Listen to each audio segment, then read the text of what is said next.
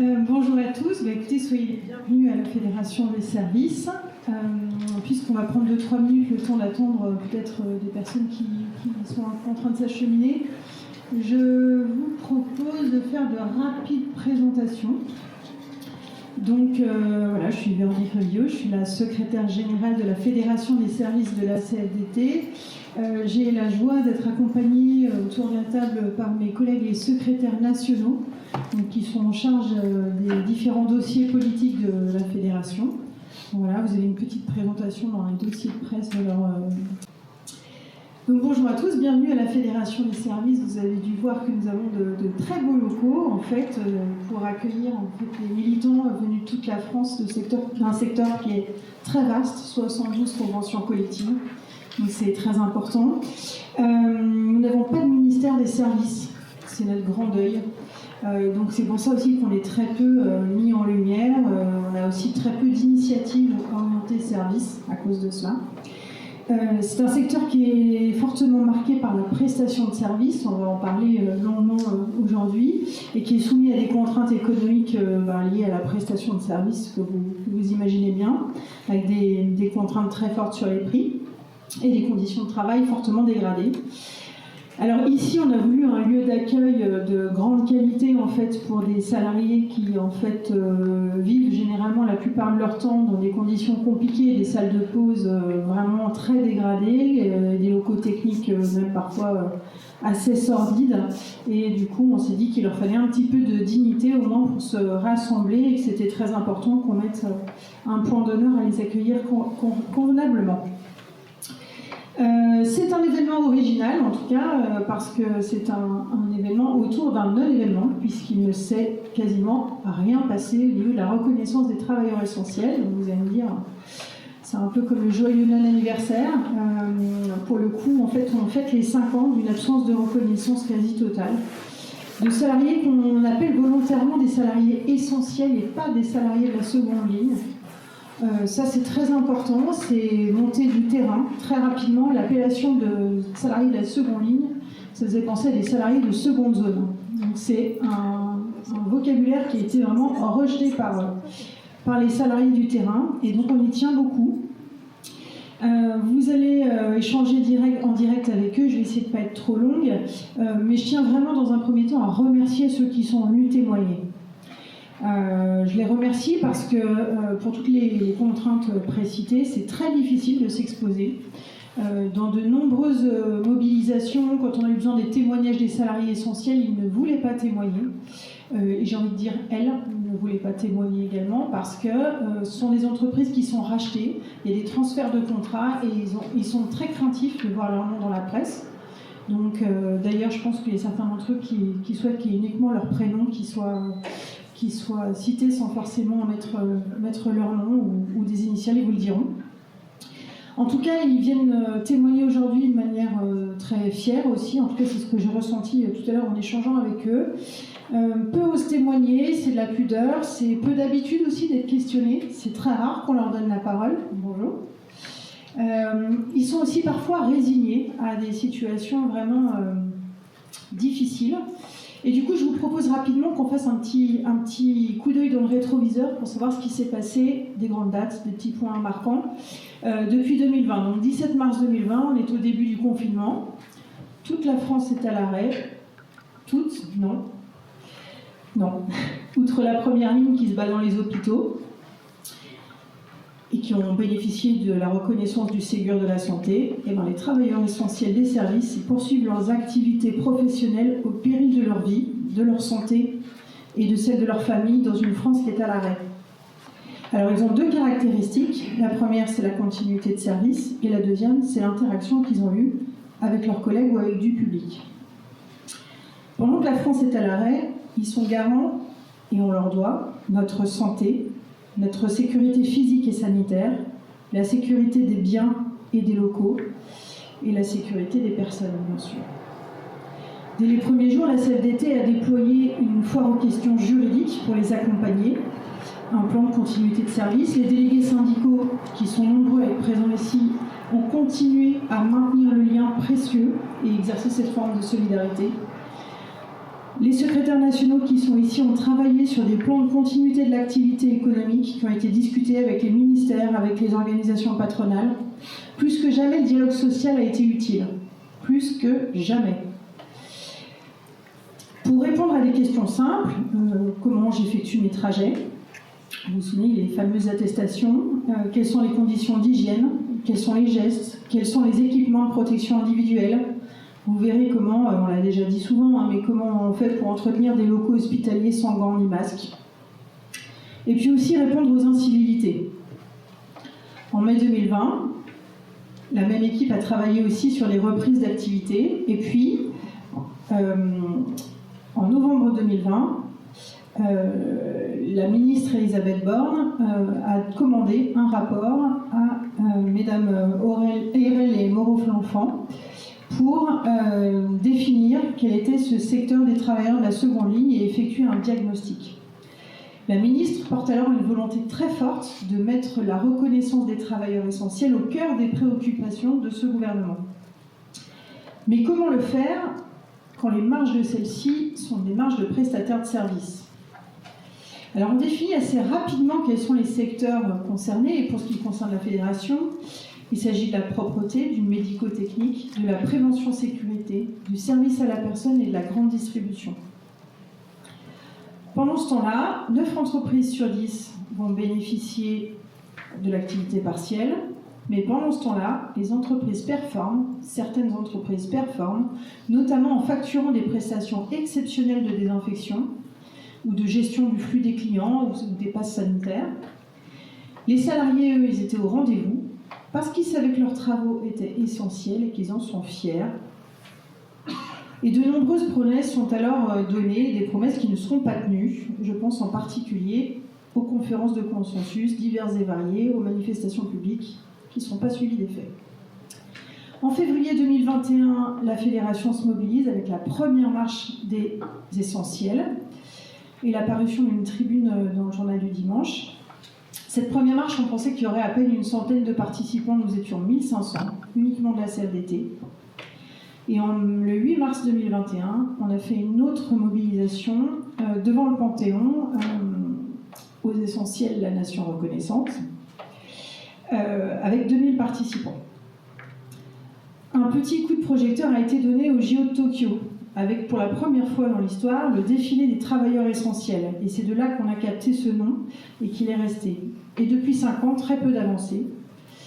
Nous interpellons donc fortement pour qu'il y ait des décisions politiques fortes qui soient prises et que les organisations patronales viennent en négociation avec de vrais mandats à la hauteur de la dignité que ces salariés méritent.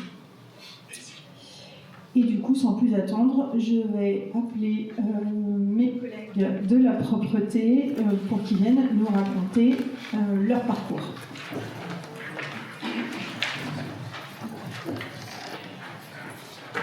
Et aussi le médico-technique.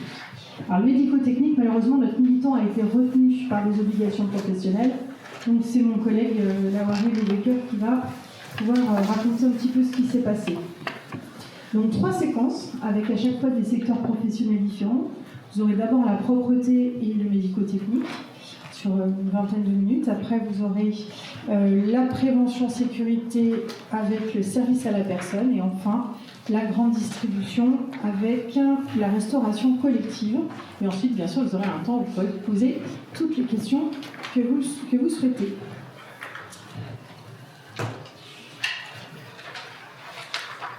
Alors, se trouvent autour de moi des militants de terrain et des négociateurs de branche.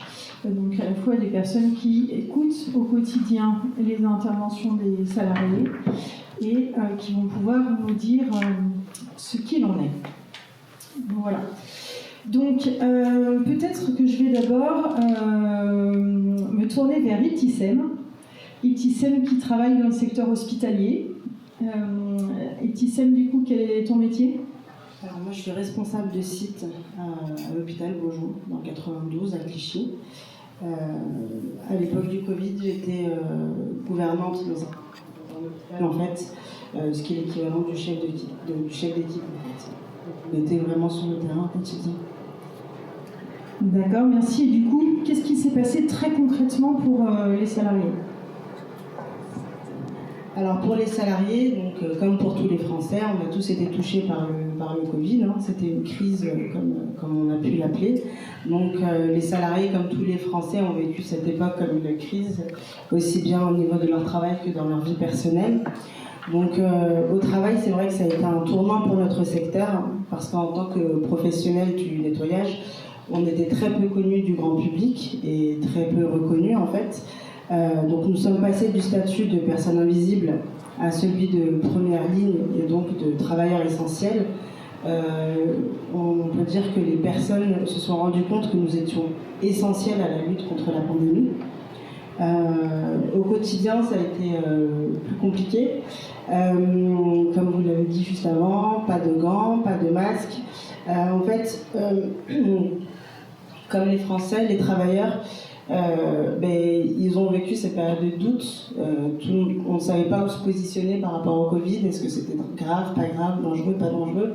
Et les moyens n'étaient pas là, puisqu'il y a eu des salariés qui ont été envoyés dans des chambres pour nettoyer les chambres où il y avait des patients Covid, sans aucune protection, sans aucune explication, sans aucune formation, pas de communication. Donc ça a été très difficile pour les salariés dans les hôpitaux.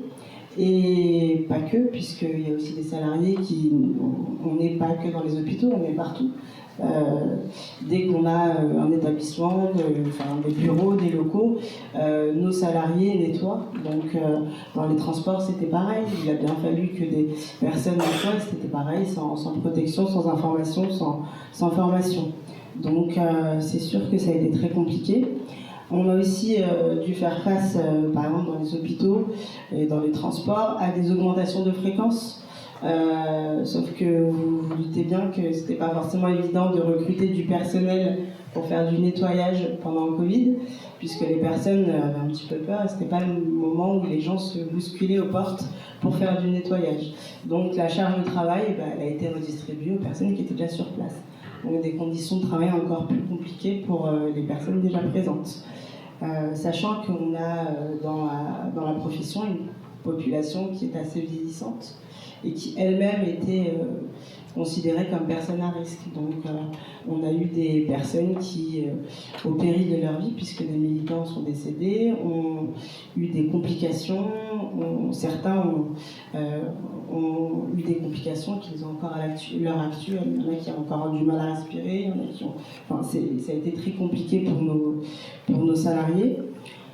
On peut dire qu'on a quand même été contents parce que pour une fois on parlait de nous à la télé, dans les journaux, dans les médias, et donc le métier était reconnu entre guillemets. Les gens se sont rendus compte que oui, il y a le personnel soignant, mais il y a aussi toutes les personnes, toutes les petites mains à côté qui nettoient et qui sont essentielles pour éviter la propagation de la maladie. Après, ça a aussi mis en lumière des lacunes dans notre secteur, des salaires bas par rapport aux risques qui étaient pris, un manque de reconnaissance parfois par nos patrons. On peut dire aussi que les conditions de travail, elles étaient déjà compliquées avant, mais ça s'est bien compliqué à ce moment-là. Comme je l'ai dit avant, il n'y a pas eu d'explication, pas de formation. Les gestes barrières, oui, mais quand on travaille au quotidien, il y a des précautions supplémentaires à prendre qui n'étaient pas expliquées et qui auraient aussi pu rassurer les salariés parce que derrière, il y a des familles. Donc les salariés, quand ils rentrent à la maison, on a peur de ramener la maladie à la maison. Il y a les parents, les enfants, les grands-parents. Et comme tout le monde, on essaye de protéger ses proches. Donc il y avait aussi la charge du travail au quotidien, mais la charge de la responsabilité de ramener la maladie à la maison et qu'il y ait des complications à la maison. Moi, ce que je peux dire, c'est que tous les salariés qui font ce métier sont très fiers de faire ce métier. C'est une fierté. Au-delà même de cette période, c'est une fierté de nettoyer parce qu'on aime tous travailler dans des locaux propres. Et ils sont très fiers de faire ce métier, d'apporter leur pierre à l'édifice.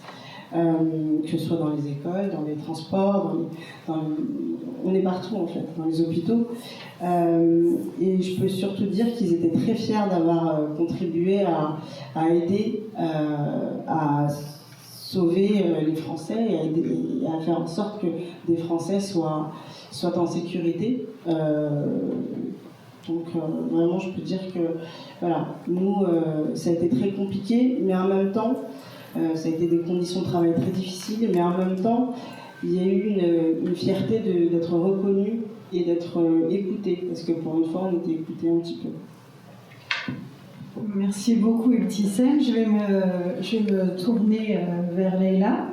Leïla, qu'est-ce que ça a représenté, la promesse d'une reconnaissance de la part du gouvernement? Alors, bonjour à tous. Donc, la promesse gouvernementale de reconnaître en fait les travailleurs essentiels a été accueillie avec un mélange d'espoir et de scepticisme. D'un côté, c'était une première étape pour valoriser les métiers comme le nôtre qui ont été au cœur de cette crise. Donc, cela a été un soulagement en fait pour voir notre contribution qui était enfin reconnue publiquement. Sauf que, en fait, cette reconnaissance, nous, on voit qu'elle était très médiatisée au moment de cette crise, mais par la suite, on s'est rendu compte qu'on est revenu, en fait, au départ, on est revenu, en fait, à être dans l'ombre, et en fait, tout le reste n'a pas été suivi. Donc, ça veut dire que toutes les paroles qui ont été données au début, il n'y avait pas des actes concrets par la suite. Ça veut dire qu'il n'y avait pas en fait une revalorisation des salaires, il n'y avait pas une amélioration des conditions du travail, il n'y avait pas non plus une véritable intégration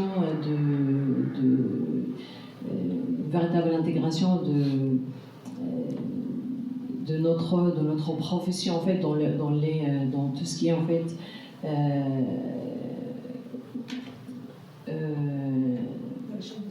exactement en fait dans la chaîne de service et surtout en fait de tout ce qui est politique de santé, des politiques de santé et de sécurité au profit de la sécurité du travail. Donc malheureusement cette promesse est restée dans une grande partie symbolique, mais nous n'avons pas en fait ressenti des concrètes améliorations.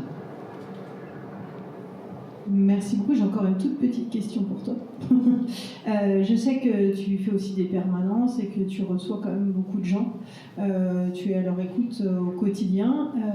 Aujourd'hui, c'est quoi la vie d'un agent de sécurité, d'un agent de propreté? Alors, c'est vrai qu'on fait en fait beaucoup de permanences pour recevoir tous les salariés de ce métier, de notre branche. Et on s'aperçoit en fait que les problématiques sont tous les mêmes, c'est-à-dire tous ces travailleurs essentiels qui exercent ce métier. Alors, au-delà, comme l'a dit ma collègue, ils sont très fiers de faire ce métier, mais par contre en fait ils réclament tous en fait une reconnaissance, que ce soit du près de leur employeur ou près de notre gouvernement. Par exemple, je donne juste un simple exemple, on reçoit pas mal de salariés que malheureusement, même s'ils sont malades, des fois ils sont obligés d'aller travailler parce qu'ils disent quand on est malade, alors il n'y a pas par exemple, ils n'ont pas le maintien de salaire ou les mutuelles. Nous, dans notre branche, on a encore la mutuelle la plus basique. On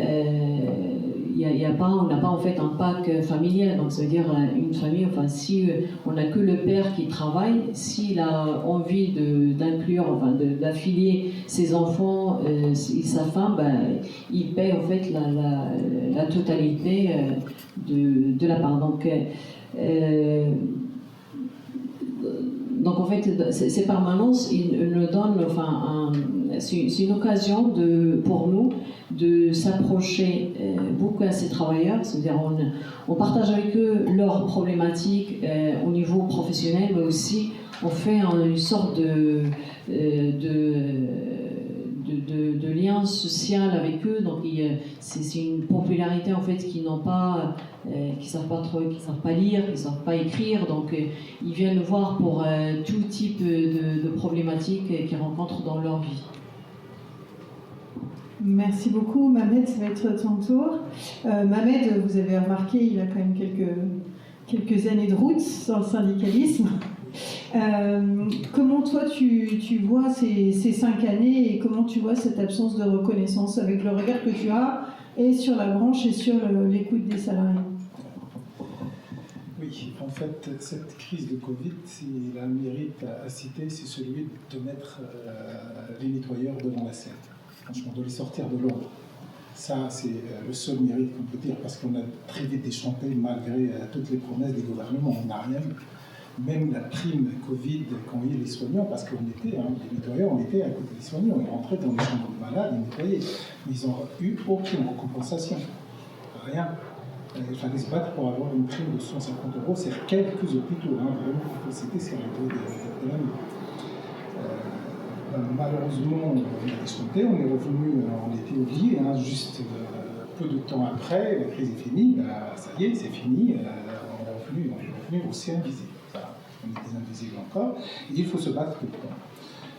Les salaires, malheureusement, n'ont pas bougé, on a à peine les augmentations, ça suit le SMIC, il y a les augmentations du SMIC, et voilà, on est un petit peu au-dessus du SMIC, mais pas énormément. La formation, ça ne bouge pas. On est dans un métier où il y a toujours des bas salaires. La majorité, 90%, c'est vraiment presque SMIC, c'est des bas salaires. Les conditions de travail inhumaines. On a toujours une concurrence sauvage entre les entreprises pour avoir des marchés au plus bas. D'ailleurs, le dernier conflit, Sciences Po, dans Leïla, je la cite parce que c'est grâce à elle que les salariés ont eu un 13e mois, avec une vraiment lutte acharnée pour l'avoir. Donc il n'y a que ça. Le gouvernement peut le promettre ce qu'il veut au moment où on avait vu à l'œuvre ces nettoyeurs qui ont donné leur vie. Il faut savoir qu'il y a beaucoup qui ont été contaminés dans leur travail et ils ont donné leur vie. Et on a des décès, y compris des militants. Dans la propreté. Voilà, donc on peut dire qu'aujourd'hui, ça n'a pas bougé beaucoup et qu'on est revenu encore des oubliés. Et il faut toujours se battre, c'est ce qu'ils apprennent, c'est ce qu'on apprend, pour avancer. Merci, j'ai une petite question subsidiaire. La crise Covid, ça a été aussi l'arrivée du télétravail. Et du coup, quand on est agent de propreté, évidemment, le télétravail, on n'est pas concerné, on pourrait dire que c'est un non-sujet. Et pourtant, le télétravail, ça a eu une incidence pas neutre sur les commandes. Tu as quelque chose à nous dire par rapport à ça? Enfin, télétravail, effectivement, ça nous servait à aider surtout ces nettoyeurs, parce qu'ils nous appelaient tous, je veux dire, franchement. Dans le nettoyage, il n'y a pas de télétravail, parce qu'il n'y en avait aucun télétravail. On ne peut pas, sauf à appeler le patron pour lui dire comment faire le ménage, mais ça m'étonnerait qu'il va le faire. Mais il n'y a pas de télétravail dans le nettoyage. Donc nous, on était tous, ceux qui travaillaient, les hôpitaux, le commerce, le milieu de vie, ainsi de suite, ils étaient tous au boulot. Mais le télétravail, c'était nous, on va dire les responsables. On aidait les nettoyeurs.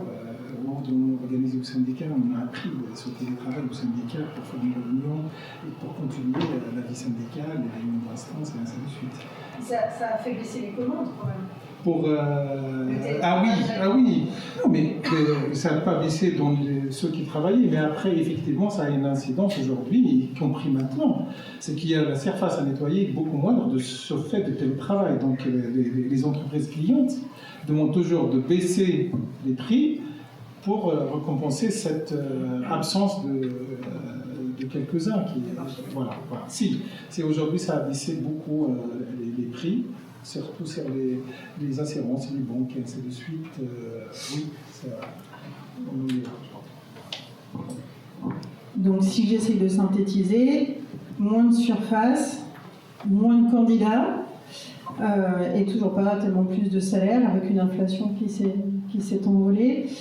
Je vous propose qu'on passe aux médico-techniques. Donc, du coup, c'est Lauri qui va pouvoir un petit peu nous raconter ce qui s'est passé. Donc, le médico-technique, pour vous expliquer, il s'agit des personnes qui... vous pouvez rester là 2 minutes, enfin, je ne me pas dehors. Sont des personnes qui s'occupent de tout ce qui est ventilation médicale à domicile, par exemple. Donc, c'est eux qui amenaient l'oxygène chez les patients qui en avaient besoin à domicile, entre autres. Et puis tout ce qui est ventilation nocturne pour les apnées du sommeil et autres. Je vais te poser du coup les 3 mêmes questions, Lauri. Tu as 5 minutes. Merci. Désolé, normalement c'était Arnold qui travaille chez Orkin, qui devait être là, mais il est retenu professionnellement. Donc concernant les 3 questions, juste pour rappeler, Véronique a dit que c'était tout ce qui tournait autour du respiratoire, mais il y a aussi tous les diabétiques en fait qui sont dépendants à l'insuline. Donc la distribution et livraison de machines. En fait, pratiquement tout ce qui est du maintien d'hospitalisation à domicile, le service de prestation de médico-technique intervient.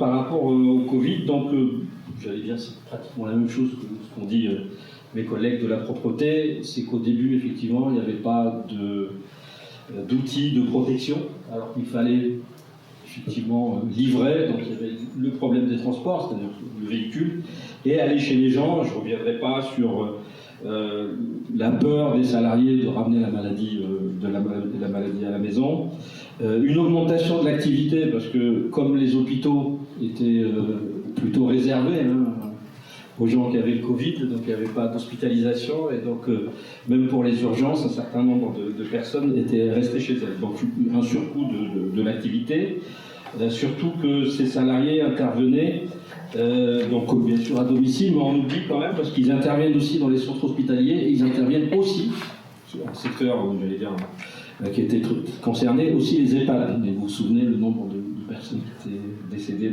dans les EHPAD. Donc voilà à peu près ce qu'ont vécu les salariés de ce secteur-là. J'y suis pas, mais je redis un peu ce qu'on m'a dit. Donc, bien sûr, pas de reconnaissance de ce métier-là.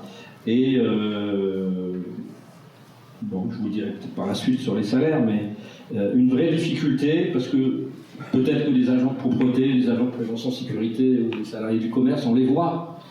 Mais l'intervention, c'est aussi un peu comme les services à la personne, l'intervention des salariés du médico-technique, elle est uniquement entre le malade, j'allais dire le patient et le salarié, et donc eux, on ne les voit pas, parce qu'ils ne prennent pas non plus les transports, puisqu'ils livrent, ils ont des véhicules. Donc il y avait aussi cette partie-là où on ne les voyait pas du tout, et on ne se rendait même pas compte qu'ils intervenaient aussi pour le maintien en vie de patients, et surtout de personnes âgées. Je poursuis sur le reste ou... Oui. Ok, d'accord, pour les 3 questions. Alors, qu'est-ce qu'on a... Voilà, les promesses de l'État, c'est un secteur très jeune. C'est à peu près une moyenne d'âge de 35-36 ans, à peu près. Et l'ancienneté dans ces secteurs, elle est de 4 ans et demi. Donc l'attente effectivement du gouvernement était la reconnaissance et un meilleur salaire et de meilleures conditions de travail. Et aussi parce que, comme je l'ai dit, ils intervenaient dans les domiciles à côté de la santé, et ils pensaient aussi également qu'ils allaient être concernés, peut-être pas par le Ségur, mais au moins par une prime, vu l'intervention et vu la proximité du secteur de la santé. Ça n'a pas été le cas. Et effectivement, je ne vais pas plagier ce qu'a dit ma collègue de la propreté, mais effectivement de l'espoir, mais en même temps de la colère, puisque les choses n'ont pas changé en fait. Et on a en plus de plus en plus de difficultés à recruter, parce que le métier n'est pas attractif. Et les salaires ne sont pas au niveau de ce qu'attendent les salariés. Donc, on pensait, par rapport au gouvernement, que cette prime n'était pas là, mais on pensait que, vu l'activité et vu ce qu'ont fait les salariés pendant cette période-là, qu'au moins les organisations patronales allaient reconnaître, elles, le travail et le service de leurs salariés. Les choses n'ont pas changé. On a beaucoup de difficultés à négocier au niveau des salaires. Pour l'anecdote, nous avons commencé les négociations sur la branche.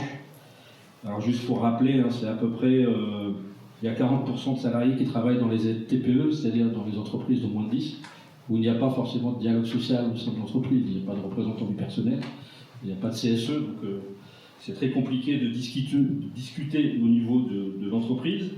Et donc les salariés attendent beaucoup de ce qui se fait au niveau de la branche, en fait, de la CCN. Et pour revenir à l'anecdote, nous avons commencé les négociations à 0,2%. Alors que l'inflation elle est entre 1,7 et presque 1,8. Et la dernière proposition était à 1,2. Donc nous n'avons pas signé cet accord. Et on regrette puisque, je veux dire, avec la recrudescence de l'attrait sur le sommeil et l'apnée du sommeil, il y a de plus en plus de gens qui ont ces appareils-là, qui louent ces appareils-là, donc c'est Médico-Technique qui le fait. Et donc on sait qu'il y a quand même du chiffre d'affaires qui augmente pour ces entreprises, qui ont du mal à recruter, bien sûr, parce que les salaires ne sont pas attractifs. Et malgré, je vais dire, cette augmentation du chiffre d'affaires qui, en même temps, il y a effectivement les prestations de la sécurité sociale baissent, mais ces prestations-là, en termes de matériel respiratoire, ont beaucoup augmenté. Donc les chiffres d'affaires, les entreprises ne sont pas... Elles gagnent de l'argent, elles s'enrichissent. Et les propositions des organisations patronales restent quand même très en dessous de ce que peuvent attendre ces salariés qui ont aussi donné leur vie pendant le Covid. Merci beaucoup, merci à tous. Je vous propose qu'on passe aux personnes issues des secteurs de la prévention sécurité et du service à la personne.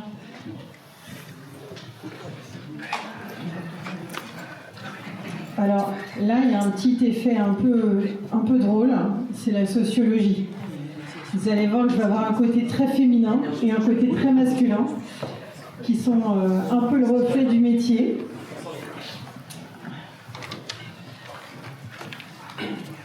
Mais malgré tout, dans ces secteurs essentiels, il y a énormément de femmes.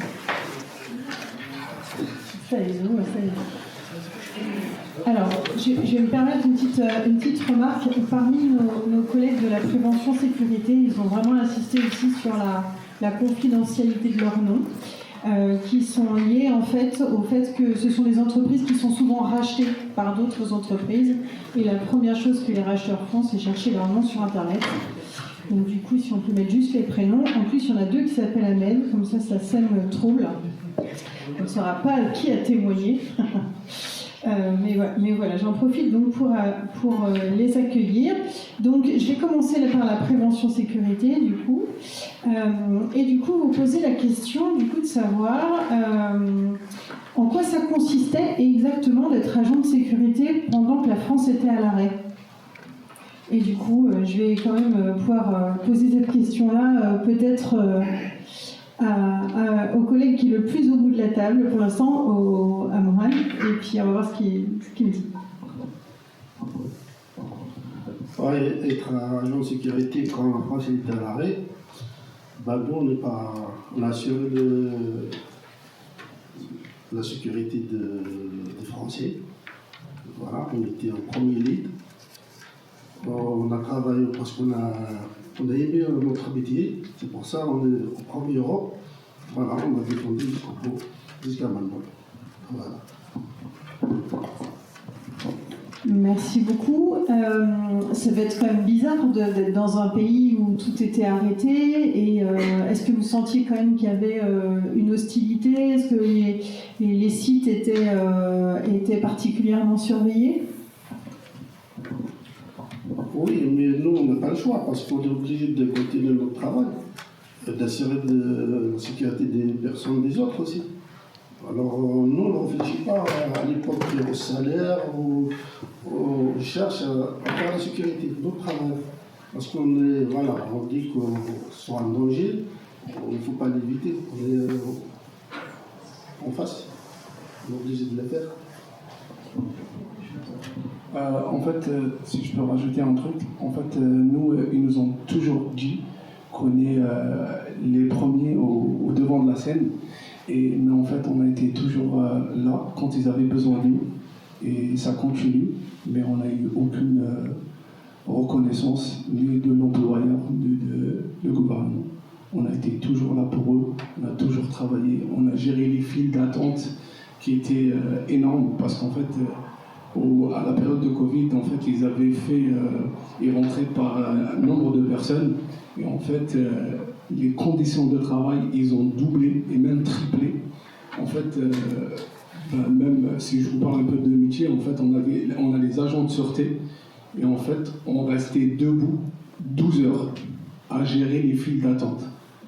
Et alors, il y a ça, on était face à l'épidémie et face au truc, même on avait nos familles à la maison, on avait peur, on avait la responsabilité, même carrément si je vous parle ça me touche quand je vous parle de ça, en fait même ma famille, carrément ils m'évitaient parce qu'en fait j'étais face à l'épidémie, quand je rentre à la maison, même ma femme et mes enfants ils me disent non, il ne faut pas nous approcher, il ne faut pas nous faire des bisous, et on était là parce que on veut la sécurité de tout le monde. Ils nous ont toujours promis qu'ils vont être là pour nous, qu'ils vont nous augmenter les salaires, qu'ils vont nous donner même une prime de reconnaissance, mais on a eu zéro.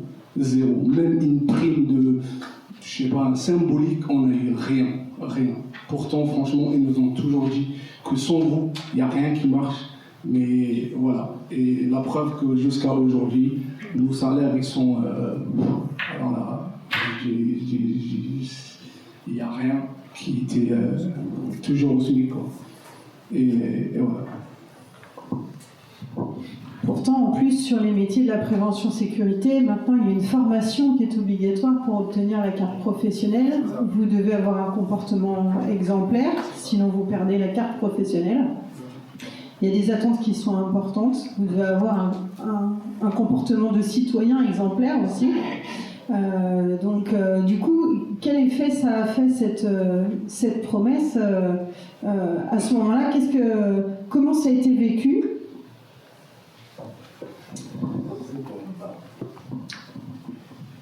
Bien, cette promesse, en fait, elle n'a jamais été tenue. Donc, la promesse, que ce soit du gouvernement ou du patronat, le patronat renvoie toujours la balle aux clients, comme ils disent. C'est-à-dire, si nous décidons de vous augmenter, ben, c'est pas compliqué, nous allons augmenter la prestation.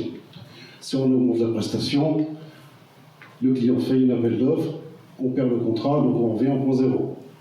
Ça, c'est toujours les discours qui ont toujours été tenus.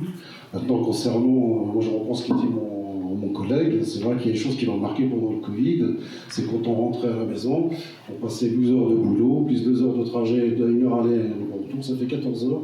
On passait 14 heures à l'extérieur, on rentrait à la maison, et c'est vrai que quand on a sa femme et ses enfants, on dit voilà, il ne faut pas qu'on s'approche, ça c'était quand même un élément marquant. Ça, on s'isole en fait, c'est-à-dire qu'on vient de l'extérieur, donc on va s'isoler. Voilà, quand on est malade, on nous ramène un plateau pour aller dîner, on ouvre la porte discrètement comme ça, on glisse le plateau comme un...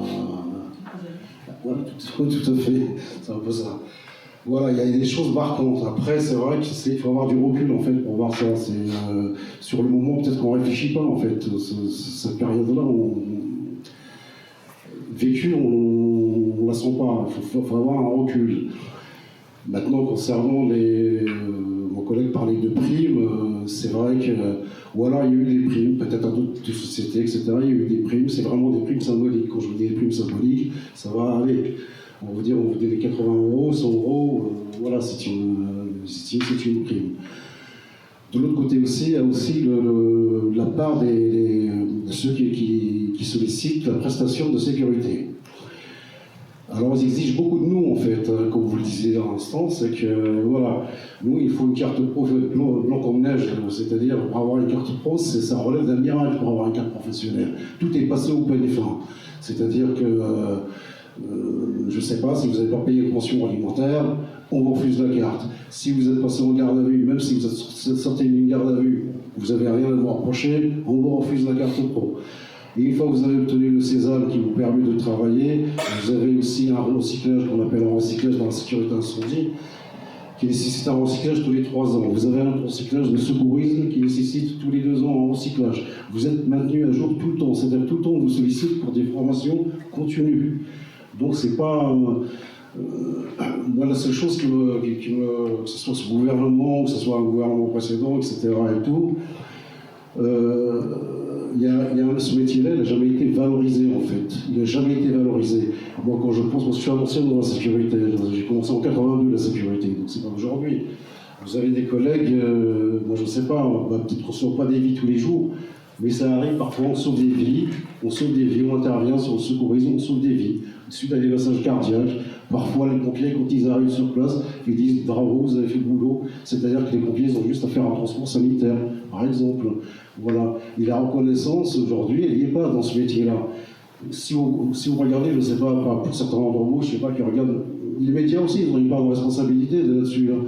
Parce que souvent, on entend le mot vigile. Moi, j'entends souvent le mot vigile. Alors, quand on regarde dans le métier repère, il n'y a pas de vigile. Ça n'existe pas, vigile. Le métier repère, c'est, voilà, vous avez différents métiers, que ce soit l'aéroporteur, que ce soit la sécurité incendie, vous avez la sûreté, vous avez tout ça. Mais vous ne trouverez jamais le mot vigile.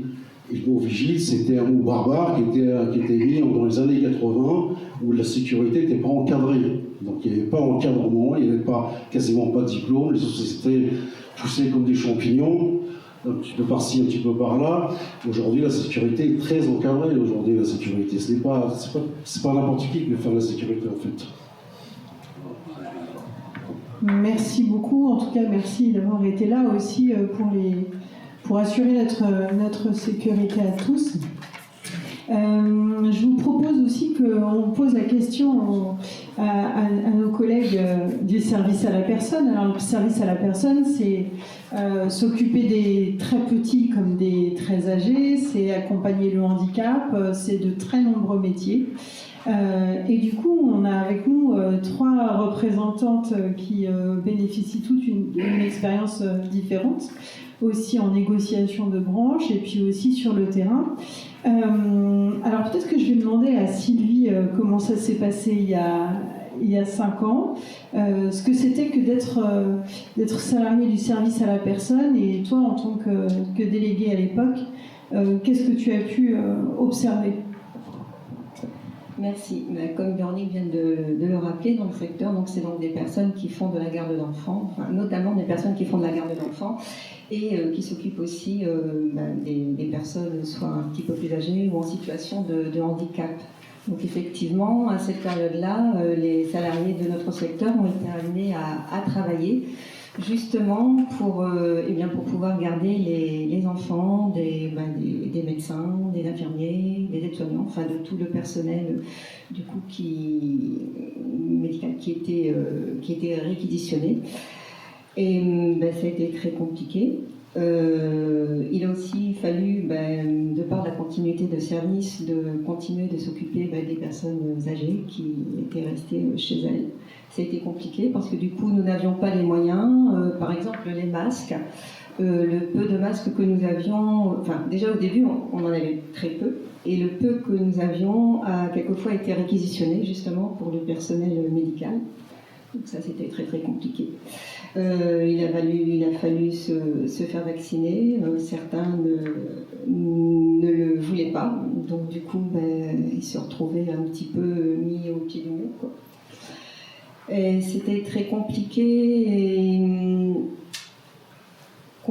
du coup pour les familles aussi, parce que comme le disaient les collègues d'avant, c'est pas facile d'être confronté à l'épidémie et de risquer de mettre sa famille, que ce soit le conjoint ou les enfants, en danger. Donc ça a été très très mal vécu. Merci Sylvie. Donc finalement une mission d'utilité publique, mais là pour le coup sans carte professionnelle.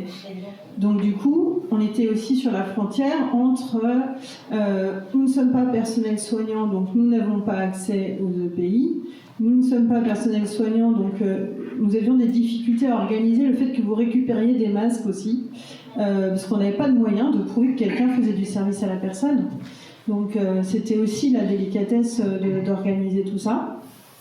Et puis, la peur aussi, si je me souviens bien, de contaminer la personne suivante, parce que du coup, il y avait aussi toute cette peur-là. Ouais. Et du coup, ce que j'ai oublié de préciser, c'est que, contrairement à l'idée l'idée reçue, c'est que en général, les gens n'arrivent pas dans ce secteur-là par hasard. Quand on fait de la garde d'enfants ou quand on est auxiliaire de vie, on est déjà très à l'écoute, on a beaucoup d'empathie et de bienveillance. Donc, de toute façon, l'idée première, c'est quand même de venir en aide, quelle que soit la situation, quand bien même elle est très compliquée.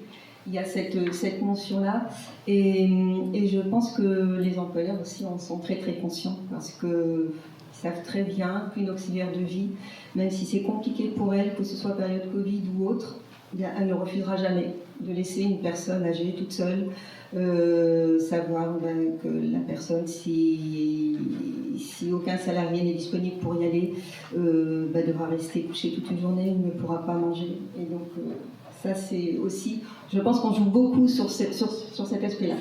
Voilà, cette empathie. Tout à fait. Alors, du coup, je modifie un peu ma question d'après, juste pour Thérèse, parce qu'elle est bien. On se doute un peu de ce que la promesse de la reconnaissance a pu générer, mais aujourd'hui, très concrètement, qu'est-ce que c'est que d'être salarié dans le service à la personne? Qu'est-ce que c'est que de ne pas avoir cette reconnaissance-là, très concrètement? Concrètement, on se débrouille, on prend notre véhicule personnel, on paye les frais kilométriques, l'entretien de la voiture, tout simplement. On se débrouille, mais il n'y a aucune reconnaissance derrière. Absolument rien. Il y a beaucoup de temps partiel aussi. Oui, moi, personnellement, j'ai débuté en temps partiel pendant la période du Covid. Parce que malheureusement j'avais mon conjoint qui était très, très malade, donc il fallait justement faire très attention à ne pas ramener la maladie à la maison parce qu'il était vraiment gravement malade, et oui, bien sûr, c'est une angoisse, on vit avec cette angoisse de ne pas ramener cette maladie à la maison, clairement, et oui, il a voulu le ventre. Donc, et je pense que mes collègues ont... je pense que je ne suis pas la seule dans cette situation-là. Et je pense que oui, mes collègues étaient pareils que moi, en fait. Aujourd'hui, économiquement, cette absence d'évolution des salaires qui n'a pas suivi l'inflation, ça a quoi comme conséquences très concrètes pour les salariés que tu accompagnes? En fait, les revenus sont très bas, on est payé au SMIC. Et on entend plusieurs fois par les salariés que oui, financièrement, ils ont du mal à joindre les deux bouts. Et ce que je peux comprendre totalement, puisque oui, la vie d'aujourd'hui est devenue très chère. C'est plus ce que c'était avant. D'accord. Si jamais ils pouvaient passer un message aujourd'hui, ces salariés diraient quoi par rapport à ces 5 années-là? D'avoir une reconnaissance et d'avoir une augmentation, tout simplement. Merci beaucoup. Merci beaucoup. Alors du coup, je vais questionner Janetta. Janetta, elle a un statut un peu particulier parce qu'elle est négociatrice de branche. Et la négo de branche en 5 ans, qu'est-ce que ça a donné, Janetta? Comment ça se passe? Ça n'a rien donné, comme vous pouvez imaginer. Quoique, oui, peut-être, je vais commencer par vous poser la question. Est-ce que vous savez, vous avez peut-être entendu parler, quelle est la journée spéciale aujourd'hui? Oui. Ça fait depuis 2023 qu'on a 17 mars qui a été statué les journées de l'aide à domicile. Et on s'arrête là. Il y a certaines entreprises qui font porte ouverte, d'autres qui font des messages sur les réseaux pour remercier aux salariés. Il y en a peut-être quelques-uns qui organisent un petit truc sympa, genre une journée soin pour les salariés, voire une petite collation. Mais vraiment, il n'y a rien qui se passe. Il n'y a pas de reconnaissance. Et pourtant, c'est une branche qui est essentielle vraiment parce que nous, on est en petits soins de tous les Français depuis leur naissance jusqu'à leur décès. On passe par garde à domicile des enfants. Après, on propose aussi tout ce qui est service confort, donc tout ce qui est ménage et passage en logement actif. Et on termine par les soins aux personnes âgées, en passant toujours par tous les âges des personnes handicapées. Et pourtant, côté négociation, c'est compliqué. C'est au centime. Alors, les négociations salariales qu'on mène depuis une dizaine d'années, ça passe au centime. En dernière grande révolution, c'était qu'on a passé d'une augmentation de 1 centime par niveau à 2 centimes par niveau. Brut. Brut, toujours. Oh. Donc là, aujourd'hui, on est sur une négociation qui est aussi compliquée, qui concerne la prévoyance pour les salariés. Il y a certaines organisations patronales qui ne sont pas super au point avec l'accord qui vient d'être signé. Donc, je ne veux peut-être pas dévoiler tous les éléments, mais c'est compliqué. On s'attend à une opposition à l'extension de l'accord. Donc, on ne sait pas où on va, mais on y va. Peut-être juste pour lever le mystère, en ce moment il y a une négociation qui est en cours sur la prévoyance, en fait, et notamment sur le risque de décès des personnes qui seraient amenées à décéder dans le champ du service à la personne. Et la discussion se fait sur est-ce qu'on a 2 mois d'ancienneté ou pas pour avoir le droit d'être indemnisé si on meurt. Voilà.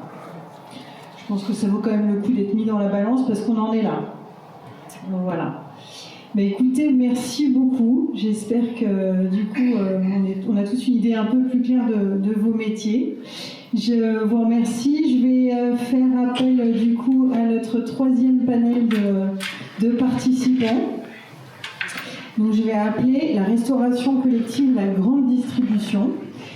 Donc la restauration collective, alors elle n'a pas marché à fond quand les bureaux étaient fermés, bien évidemment.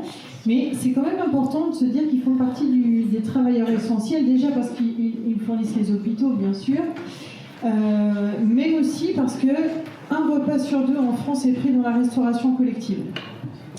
Donc c'est quand même pas neutre, et parfois, pour bien des Français maintenant, c'est le seul repas de la journée.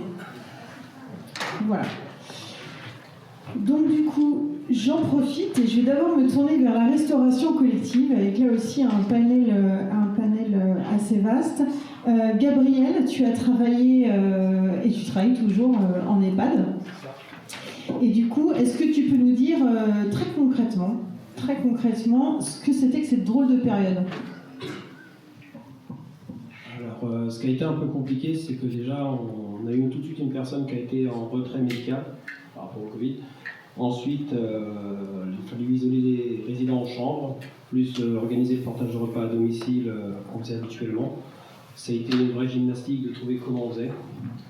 Après, il s'est posé la question des marchandises parce que les industriels ne suivaient pas, n'arrivaient pas à fournir nos volumes dont on avait besoin pour faire à manger tous les jours. Et plus toute la situation de stress pour chacun, toute la gestion de l'humain. Effectivement, la peur de ramener la maladie à la maison. La peur des collègues aussi, puisqu'il y avait les soignantes, moi je travaillais qu'avec des soignantes, qu'avec du personnel du client.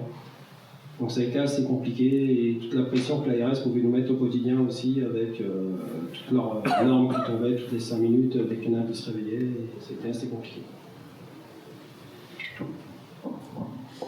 Merci beaucoup. Du coup, ça a été assez différent suivant les établissements, bien sûr, suivant la nature, mais les EHPAD, ça avait une notion particulière qui était liée au grand âge et puis au confinement et l'isolement aussi de ces personnes.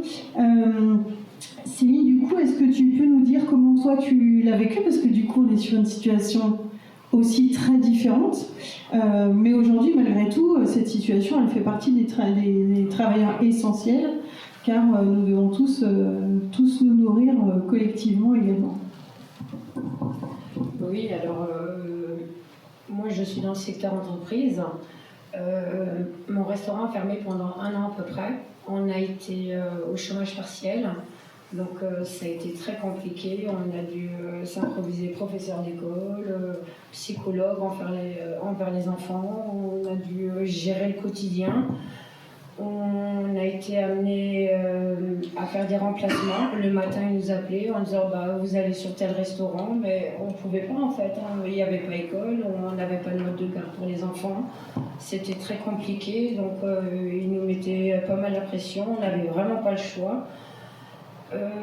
Il y a beaucoup d'entreprises qui n'avaient pas les normes de sécurité, donc il n'y avait pas de visière, on touchait leur badge, il y avait le contact humain.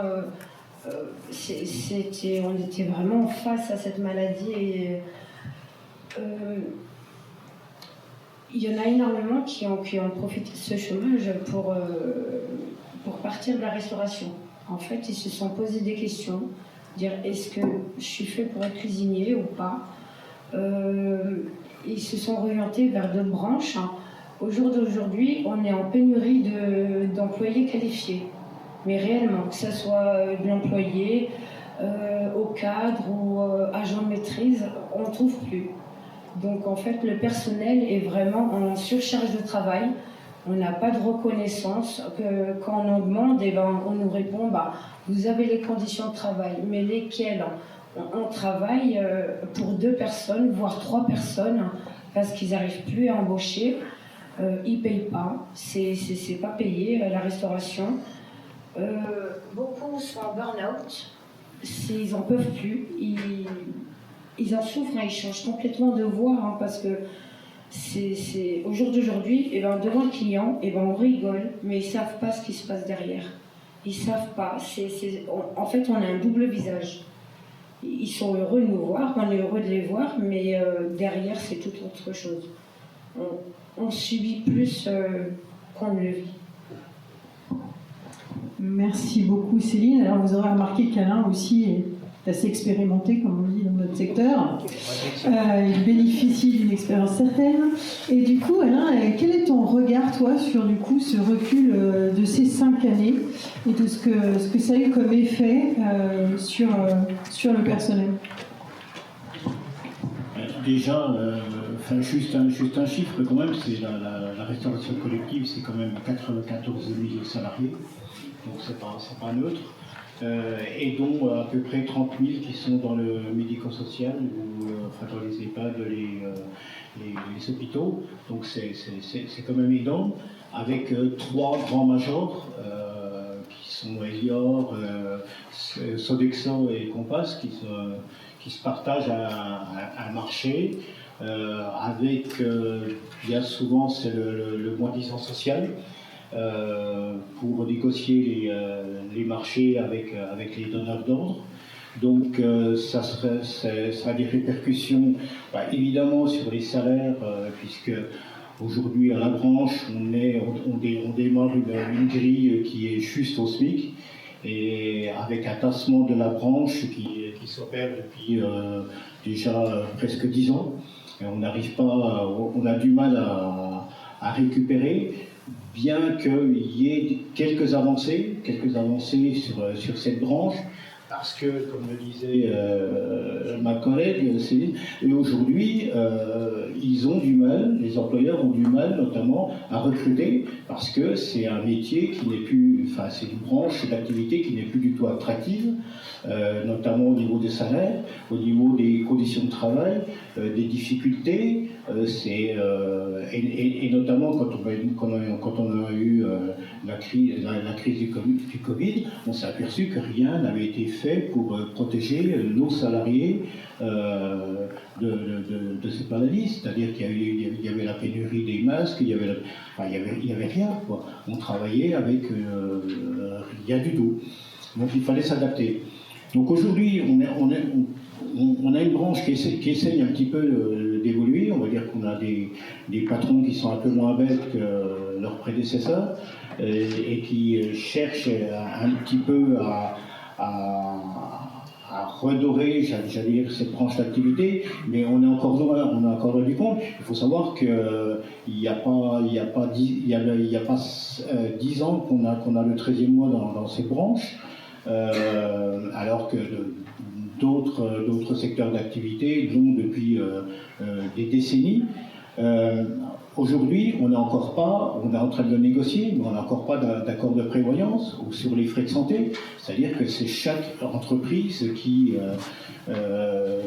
met son propre système de prévoyance ou de frais de santé en négociant avec les assureurs privés, généralement.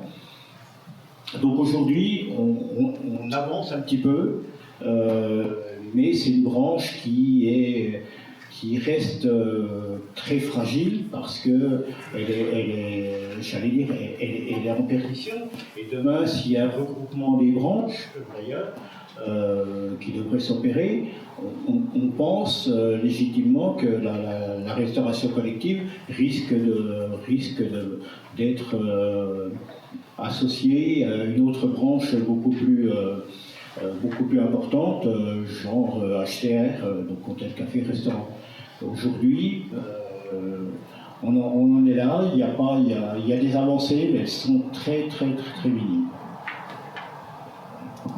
Merci beaucoup. Donc on voit quand même que c'est un peu différent en fonction des secteurs.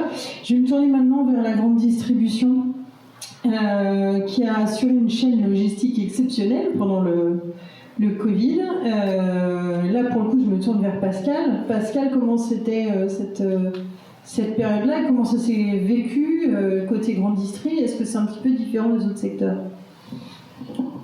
Différent, non. On s'est senti, pour le mot, on s'est senti essentiel au début. On s'est senti essentiel. Différent, non. Ça regroupe un petit peu tout ce qui a été dit depuis le début. Parce que la sécurité, parce que le nettoyage fait partie aussi du travail de la grande distribution. À titre personnel, nous on a pris les risques tous les jours, effectivement, comme tout le monde, garantir la distribution des produits de première nécessité, comme il était prévu sur cette pandémie.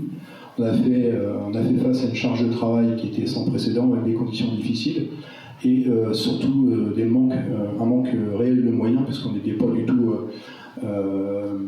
équipés, je dirais, pour gérer cette pandémie en France, mais aussi sur la grande distribution, et les moyens qu'un groupe comme Carrefour a, et en fait ils ont été trop longs à réagir pour mettre les moyens nécessaires. Il a fallu s'adapter rapidement, assurer une continuité malgré la fatigue et l'incertitude de la pandémie. Je rappelle qu'au début, effectivement, de la pandémie, les gens mouraient. On a répondu à une demande accrue, souvent au détriment de notre propre bien-être. Moi, j'ai le souvenir, effectivement, d'être rentré à la maison et de se déshabiller dans le garage, de déballer les courses dans le garage pour éviter potentiellement toute contamination qu'on pouvait ramener à la maison pour les enfants. Et puis, à titre aussi personnel, moi j'ai eu l'impression de gérer le magasin journalièrement, en fait, sur la période où j'avais l'impression que la direction était absente. Voilà. Avec des petits exemples.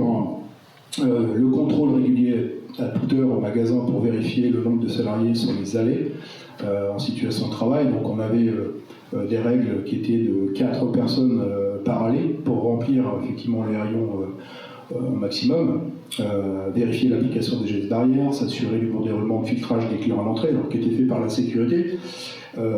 Mais on sait que les donneurs d'ordre de l'entreprise étaient quand même quelque part, mis à part qu'il fallait mettre en sécurité tout le monde, c'était quand même la course au chiffre d'affaires.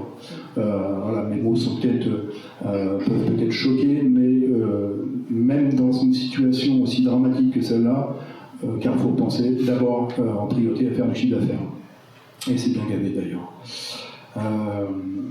La mise en place de l'ouverture du magasin, personnes âgées, handicapées, médecins, infirmières, pompiers, police, avant l'ouverture aux clients, et également une ouverture avancée pour les salariés pour faire leurs courses, pour éviter tout contact avec la population, afin de limiter encore une fois toute contamination.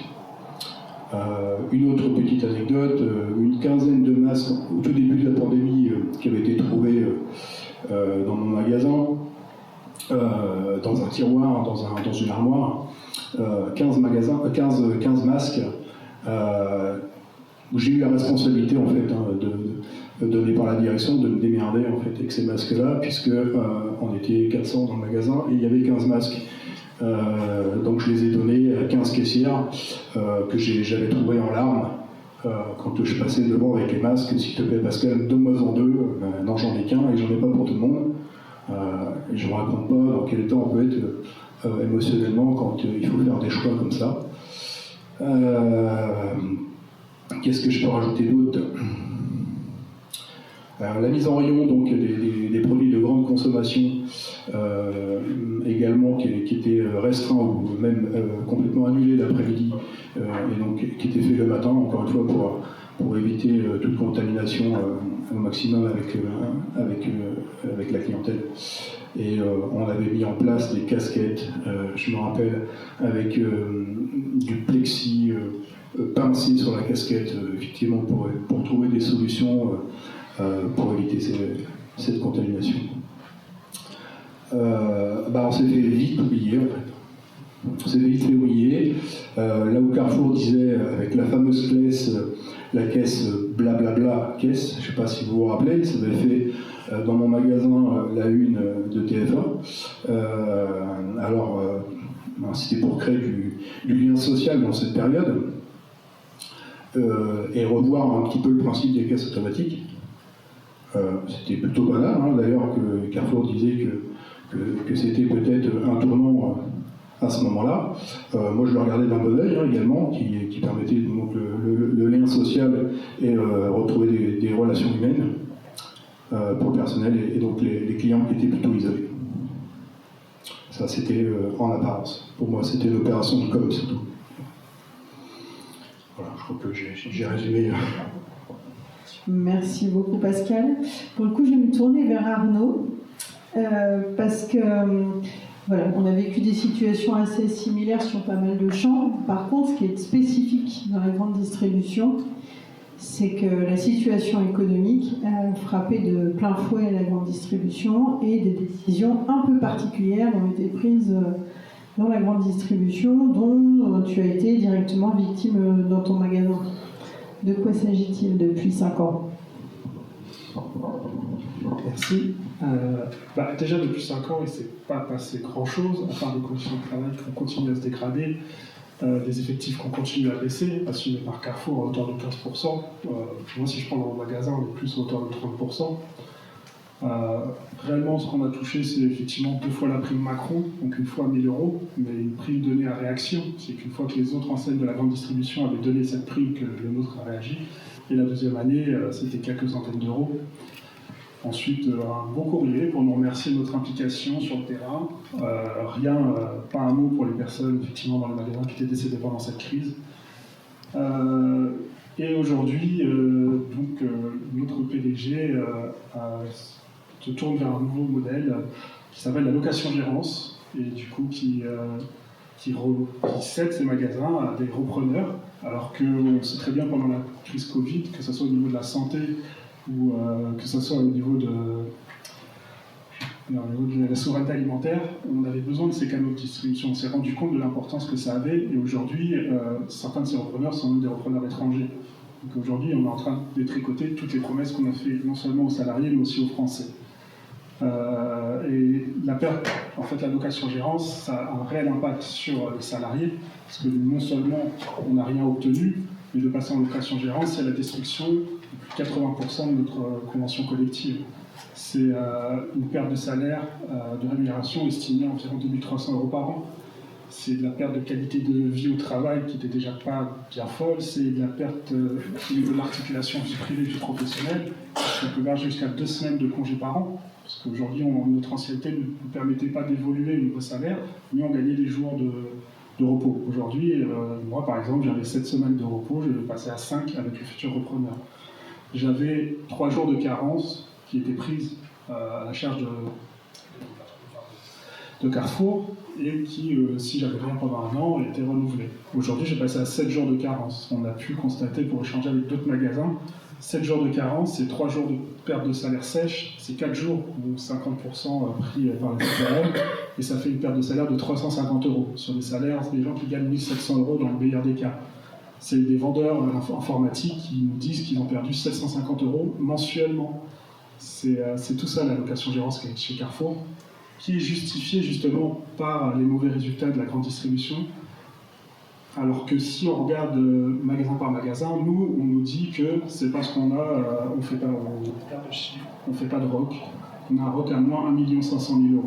Sur ce ROC de moins 1 500 000 €, il faut savoir qu'on se paye 1 200 000 € de loyer à nous-mêmes. Voilà.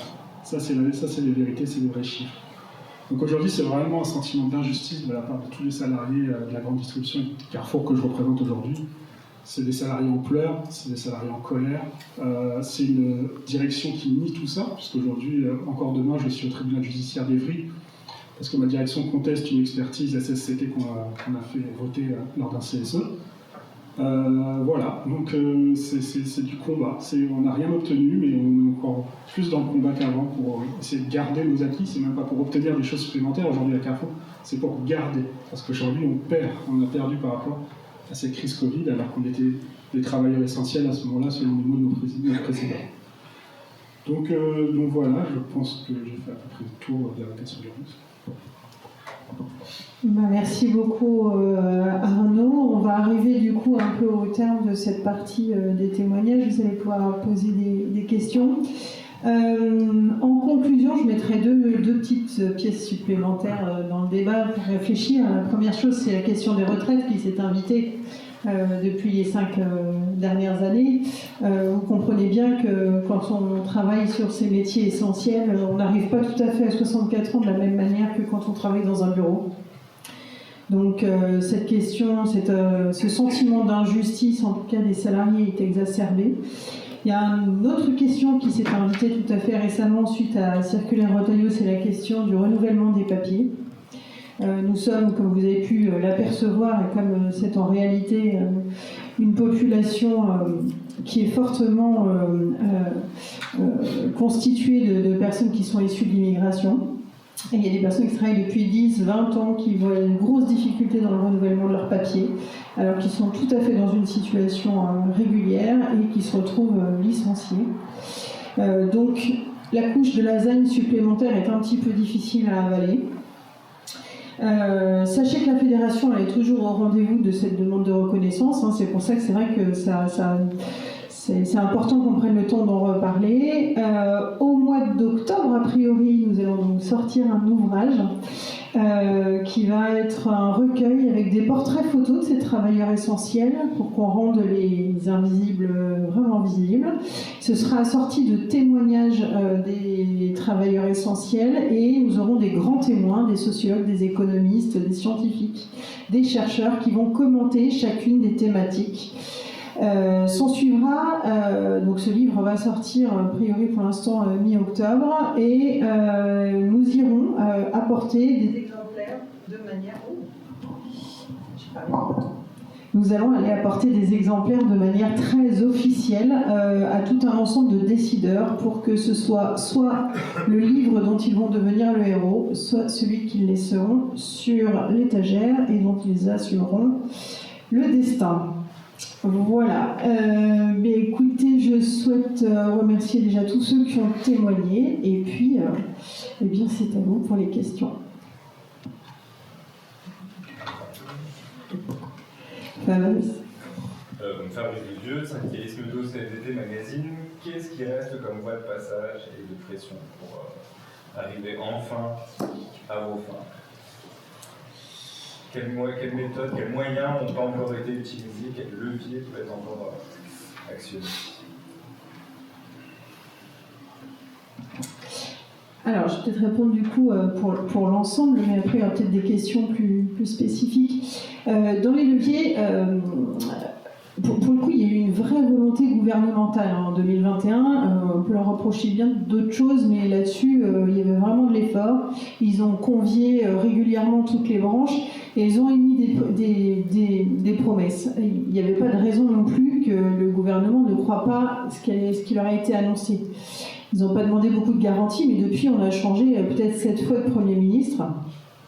Donc c'est sûr qu'on a eu un petit problème de suivi, pour ainsi dire. Par contre, parmi les leviers, ils peuvent reconvoquer. Les députés peuvent aussi demander aux organisations patronales de s'expliquer. Parce que, notamment dans la propreté, où il y a eu un certain nombre de promesses, parfois les promesses, elles donnent suite quand même à des effets. Là, c'est pas le cas, donc ça, c'est le premier moyen. Deuxièmement, il va peut-être falloir qu'on se pose sérieusement la question de la prestation de service. Et là, ça nécessiterait qu'on fasse une espèce des assises un peu de la prestation de service. Parce que quand le coût de l'acier prend 11%, la facture augmente de 11%. Et là, en fait, on a cette difficulté-là, qui est que quand une branche professionnelle augmente les salaires de 2%, la facturation ne suit pas. Donc il y aura peut-être quelque chose à faire au niveau ou fiscal ou légal pour que les augmentations de salaire qui sont effectuées puissent suivre les augmentations qui sont décidées par la branche professionnelle. Ça, c'est un levier. Ça, c'est sur les aspects rémunération. Après, il y a tous les aspects conditions de travail, et parfois, il y a des conditions de travail qui ne coûtent pas 1 euro, mais qui ne sont pas déployées. Donc là, on a un gros retard là-dessus. Alors la CFDT est extrêmement moteur sur les dynamiques autour du travail. Ça fera l'objet d'ailleurs de discussions importantes dans les mois qui viennent. On a travaillé sur un projet qui s'appelle le travail que nous voulons. On va reprendre un peu les basiques, mais encore faut-il qu'on ait des interlocuteurs et des interlocuteurs avec un mandat. Donc là, je pense que là-dessus, on va serrer un peu la vis. Et puis, je ne vous cache pas que on va avoir un petit peu du mal à retenir les salariés dans leur colère aussi. Donc, nous, on a un rôle de régulation sociale, mais on n'est pas très loin de voir tous les entrepôts alimentaires bloqués. Donc là, le levier, il faudra que ça sera plus à nous de le trouver et d'avoir des bonnes idées.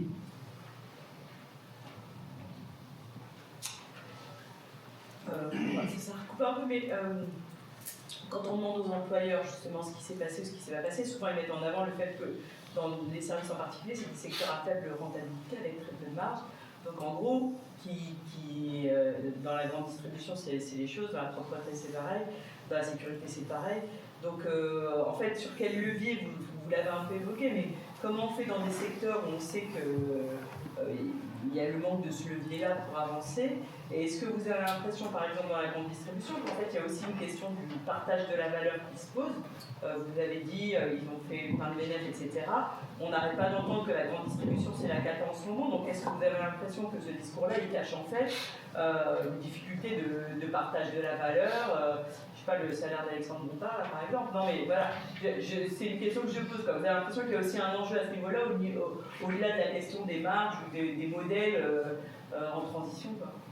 Oui, sur la grande distribution, il y a une guerre des prix, ça c'est indéniable. Il y a aussi des difficultés qui sont liées probablement au modèle, des formats des magasins, etc. Par contre, sur le partage de la valeur, il y a quand même des grosses contradictions dans le discours des patrons de la grande distribution.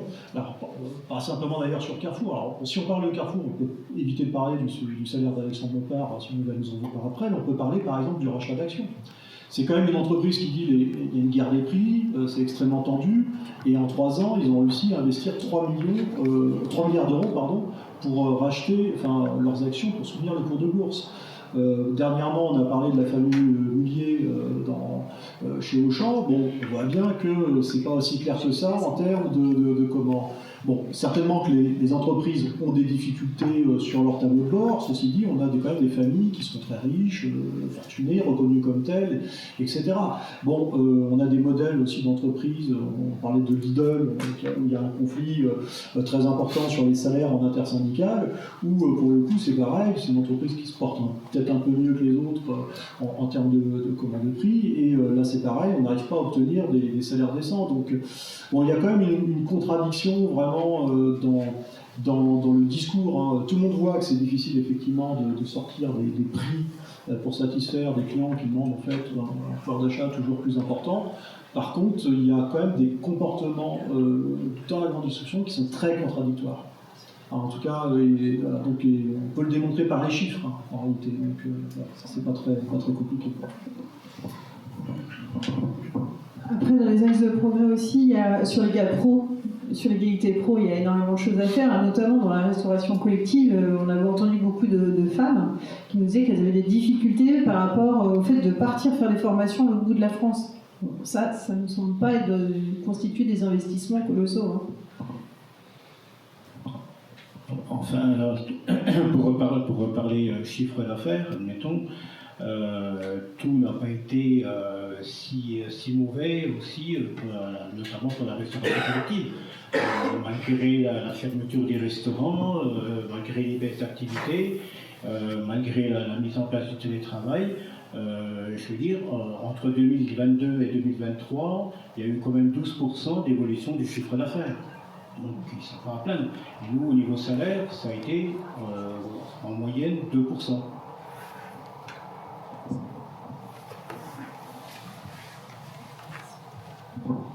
Peut-être pour amener une lumière sur le secteur de la propreté et la sécurité, le rapport de force qui est présent depuis des années en branche n'aboutit pas, parce que le modèle, c'est le donneur d'ordre. En fait, en branche, on nous dit tout le temps, oui, mais si on vous augmente, on n'est plus rentable, on perd le marché.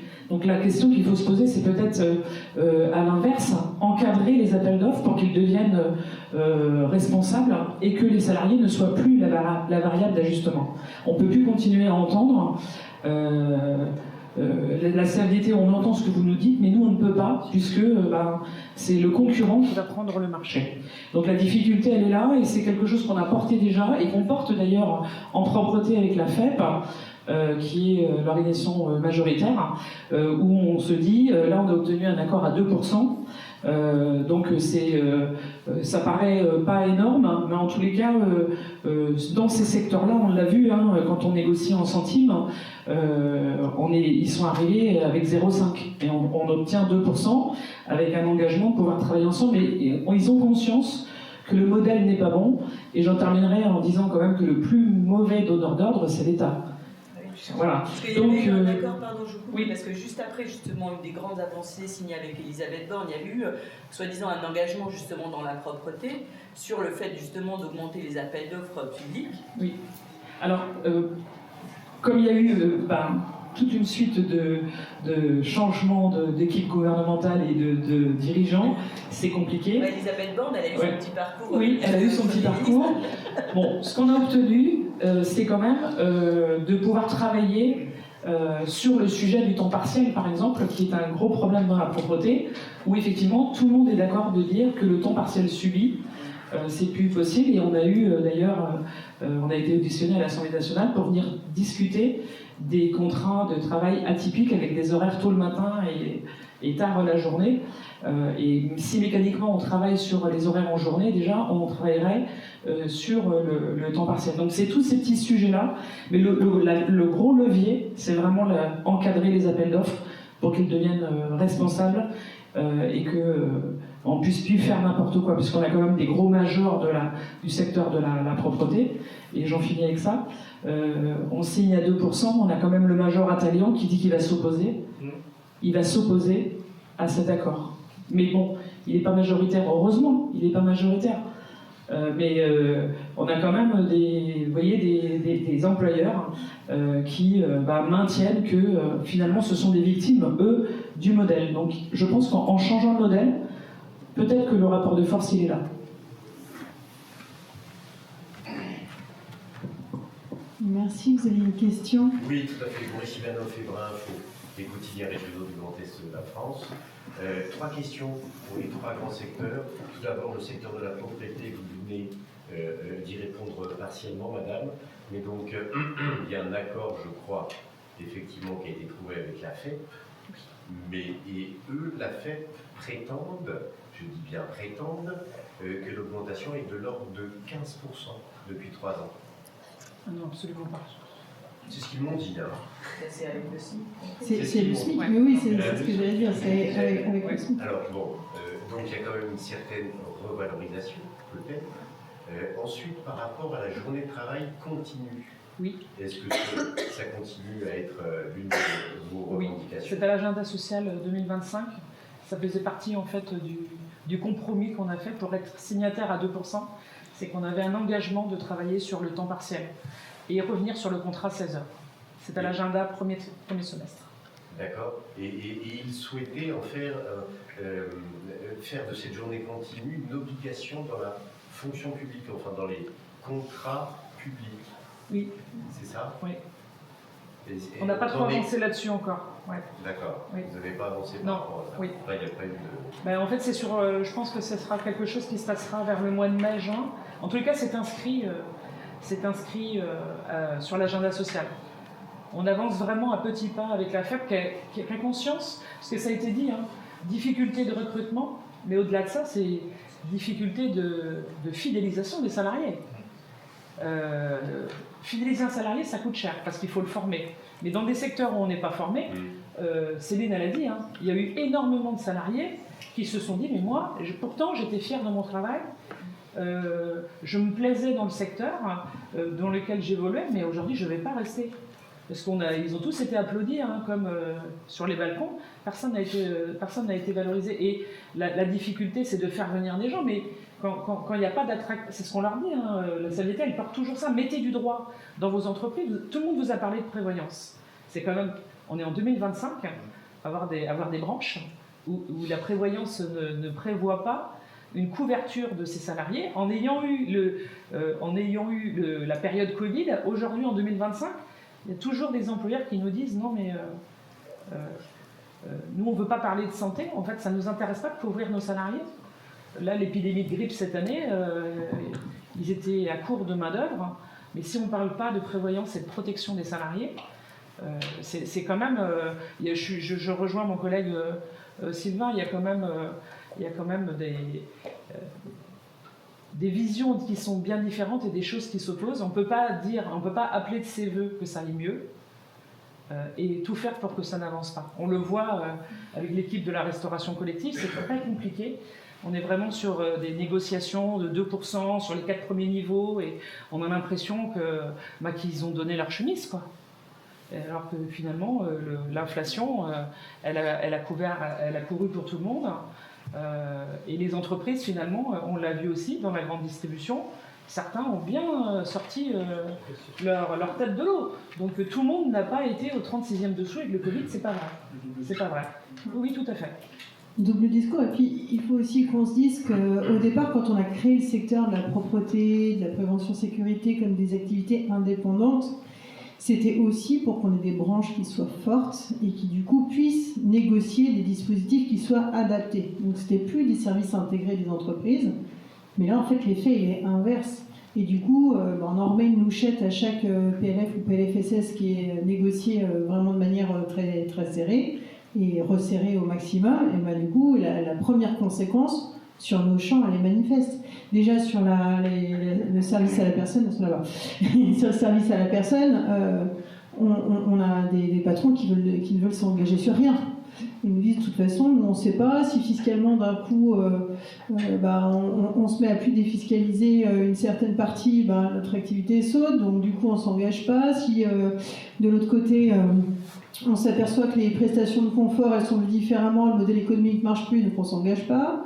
Si de l'autre côté, les marchés publics disent oui, alors nous, il va falloir qu'on regarde vraiment les choses au centime près, parce qu'on n'a pas le choix, et on veut donner davantage de capacité sur la partie des soignants, et pourquoi pas, c'est pas des secteurs qui sont en opposition. Mais le fait qu'ils soient en communauté de travail et en opposition économique, ça, c'est un problème. Donc aujourd'hui, nous, on n'a rien contre le Ségur de la santé, bien au contraire, on est même un peu jaloux en vrai. Mais la difficulté, c'est que ce sont des gens qui au quotidien sont au cœur des EHPAD, au cœur des établissements scolaires. Et d'ailleurs, on est ravis que, à la limite, Madame Borne poursuive son petit parcours dans l'éducation, parce qu'on est rempli d'établissements scolaires sur lesquels on sert au maximum les budgets pour la restauration collective et l'entretien et tous ces prestataires-là. Donc on est dans cette difficulté. Après, en fait, il y a souvent de la volonté politique un peu de partout, à tous les niveaux, mais pas très coordonnée. Donc si d'un coup, ils pouvaient décider de tous s'y mettre et de faire enfin quelque chose, parce qu'on a même des patrons de la prévention sécurité qui viennent nous voir et qui nous disent « Mais quand est-ce que vous faites quelque chose pour la branche ?» J'en dis « Vous avez des représentants quand même, rassurez-moi. » Donc il faut aussi qu'on aille mettre... C'est pour ça qu'on fait qu'on organise ce non-événement, parce qu'à un moment, il faut qu'on mette un petit coup de projecteur sur ces secteurs qui sont vraiment oubliés, et la colère est grande. Hein. Enfin, mes collègues sont extrêmement polis et bien élevés, mais je peux vous dire que les salariés le sont un peu moins. Et aujourd'hui, ce que je vois, c'est des représentants du personnel qui sont plus sages que les salariés, et qui ont honte, quand ils sortent de négociations annuelles obligatoires, ils ont honte de retourner voir les salariés. Je me trompe ou pas? Parce qu'aujourd'hui, c'est ce que j'entends de partout, hein, de partout. Voilà. On se fait engueuler. C'est ça. D'ailleurs, dire comme quoi qu'on ne fait pas notre travail, comme quoi que... au jour d'aujourd'hui, nos revenus nous servent juste à survivre. On n'arrive plus à s'alimenter comme avant, à vivre comme avant, c'est juste pas possible. Quand on va faire nos courses, on évite le rayon viande.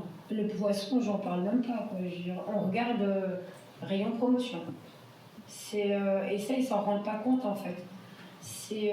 On essaye de survivre. De toute façon, il y a des salariés pauvres aujourd'hui dans la restauration collective, et notamment des salariés qui aujourd'hui n'ont même pas la possibilité d'avoir un logement, parce qu'ils ne peuvent pas, c'est tout simplement impossible. On a encore des salariés sur Paris notamment qui dorment le soir dans leur voiture. C'est ça. Et quand on nous parle d'ancienneté, j'ai 23 ans d'ancienneté dans mon entreprise. Les nouveaux arrivants au jour d'aujourd'hui, il n'y a même pas 100 € d'écart. Même pas 100 € d'écart. Je veux dire, nos salaires, non, il n'y a pas de reconnaissance. C'est une honte. Hein, je peux le dire ouvertement combien je gagne, mais franchement, vous allez dire, mais pourquoi vous vous levez le matin en fait? Parce que c'est rien du tout, et en fait, on n'a pas le choix. On a appris à vivre comme ça, mais on n'a vraiment pas le choix. Je veux dire, on comprend les gens qui ont voulu s'orienter vers une autre branche. D'autant que nos employés respectifs ont surfé sur le Covid. En fait, comme on a sorti des prestations, on a fait à manger partout, que ce soit dans les prisons, dans les EHPAD, dans les cliniques. Ils en ont profité pour revaloriser les clients en sortie Covid. Et nous, derrière, on n'a rien eu en fait. Eux, ils ont augmenté leur marge, ils ont augmenté leur chiffre d'affaires, et nous, rien. Parce que nous, le Ségur, on ne sait pas ce que c'est. On n'a même pas de prime de dimanche en revanche. Parce qu'il était question que la restauration collective ait accès au Ségur en temps. Mais voilà, ça fait partie de la longue liste de ceux qui ne peuvent. Vous aviez une question? Oui, j'ai une question. Non, c'est le mien, vous inquiétez pas, il passera après. Vous dites la colère gronde, mais enfin, j'entends que les gens sont en colère, mais je ne sais pas si elle gronde. Je pense que, ma question c'est ça, on ne voit pas non plus des manifestations, il y en a par endroit, mais il n'y a pas, je dis ça, moi j'ai vu il n'y a pas longtemps Patrick Martin, le patron du MEDEF, il a dit dans 2 interviews, la réforme des retraites, au final, elle est passée. Donc nous, quand on lui dit, quand même, non, les gens, il nous dit, oui, mais vous voyez bien qu'il y a une faible conflictualité sociale. Dans les chiffres, c'est vrai qu'il y a une faible conflictualité sociale. Je ne sais pas s'il va y avoir des nouvelles manifestations, mais on ne voit pas tous les jours des gens dans la rue en ce moment, alors qu'on voit bien, je ne conteste pas du tout que pour le coup, la colère, elle soit là et que les gens, ils s'en sortent pas. Comment vous expliquez qu'en fait, elle ne soit pas plus audible ou visible, quoi? Là, pour le coup, ouais. Là, pour le coup, je peux vous dire que quand on a mis 2 millions de personnes dans la rue, ça n'a pas payé non plus. Donc aujourd'hui, on a une forme de colère qui risque de s'exprimer, mais autrement que par les organisations syndicales aussi. C'est-à-dire? Ah ben, pour le coup, on a des incivilités, alors moi je vous dis aussi, du travail au noir, on va se dire les choses. Parce que ça, c'est peut-être pas un mouvement de mobilisation sociale très visible, mais il n'y a pas un apéritif, un machin où tout le monde dit pas ce qu'il a vendu sur Vinted. Tout le monde est en train de regarder comment il peut covoiturer, gratter 3 sous à droite à gauche, comment il peut essayer de faire un petit business parallèle. On en est là. Enfin, là, je pense pas trahir mes collègues en racontant ça, mais la réalité, c'est ça. Et puis, des gens qui ne s'en sortent plus. Et financièrement, on ne peut pas faire grève, en fait. Les salariés nous disent, je ne peux pas perdre une nouvelle journée de salaire. C'est ça. Et dans mon entreprise, on est 1400 employés sur 10 départements différents. Comment vous voulez qu'on fasse grève? Et en fait, on est tellement éparpillés à droite et à gauche que c'est juste pas possible. Je veux dire, le patron, il s'en fiche, en fait, royalement. Parce qu'il sait très bien que jamais ça n'aboutira. Jamais on pourra, si ce n'est qu'un quart des employés, faire grève. Jamais. Et même quand ils le font, comme c'est le cas chez Lidl, regardez les coûts de clients. Et on en a marre du double discours, en fait. Je suis en face. Quand on a un PDG qui nous dit, qui trouve des solutions pour argumenter aux actionnaires que tout va bien, et au contraire à ses salariés, quand on négocie, et trouver le discours de dire que tout va mal et qu'il n'y a pas d'argent. Ça, on ne peut plus l'entendre. Et comme disaient les collègues, faire un mouvement, on se tire une balle dans le pied parce que finalement, on manifeste pour augmenter notre pouvoir d'achat, mais s'il nous faut 2 jours de grève pour perdre le salaire, les employeurs nous tiennent aussi comme ça. Donc c'est insupportable d'avoir un discours qui est complètement contradictoire entre le discours qu'il y a sur les actionnaires et les salariés. Il y a un politique qui a dit, je ne sais plus trop qui, la règle des 3 tiers pour le partage des richesses. Et je trouvais que c'était une bonne idée. C'était 1 tiers pour les actionnaires, 1 tiers pour les investissements, pour mettre en fait, le commerce dans le droit chemin, et 1 tiers pour les salariés, parce que c'est eux qui sont la base du travail. Allez-y. Oui, juste une dernière petite question. Est-ce qu'il n'y a pas quand même dans tout ça une petite bonne nouvelle depuis le Covid? Est-ce qu'il n'y a pas quelque chose qui s'est amélioré, qui va mieux, qui... Soyons fous,